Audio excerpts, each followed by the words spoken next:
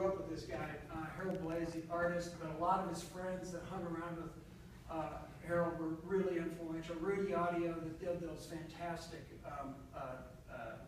terracotta pots with Pete Volkos in Montana.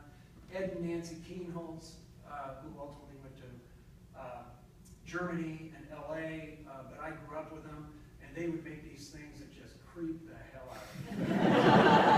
And they continue to do that, and if you know their work, you know they're pretty darn good at the creepy stuff.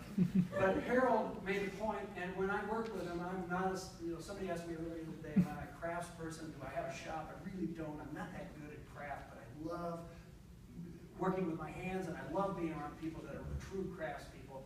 Harold never had anybody build his own art.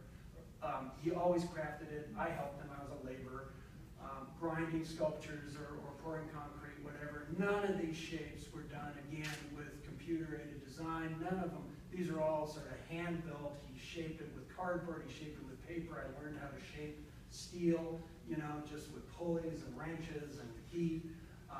And he did all these fantastic shapes. And these are shapes from these are from the 70s. This is before, these are some of these shapes you kind of recognize as being built right now. They were being done in the 50s and the 40s. Finally end with this image, because this is a point I really want to make. This is a cabin I grew up around. This is not my dad's cabin. It's not my family's cabin. It was done by a guy named Roy McClure. And I remember living there, and I remember being sort of intuitively fascinated by this place, because I was a kid and I wanted to be out here on the lake and in the trees.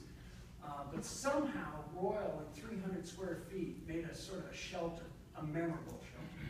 A shelter where the kids would lie in hammocks here underneath the roof. The parents had their own sort of master bedroom hammock over here on this side for privacy. The bathroom and the storage box was right here. It became sort of the one end of the foot of the structure of this big sort of slightly sloping inverted curve.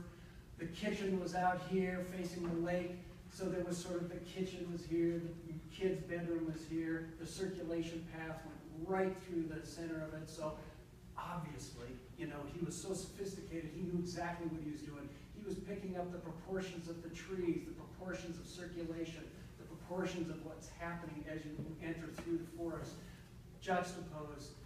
This is similar to the point, line, plane discussion that Charles was saying, and he'd use planes and lines to sort of shape that horizon, shape that experience, shape that sort of moment.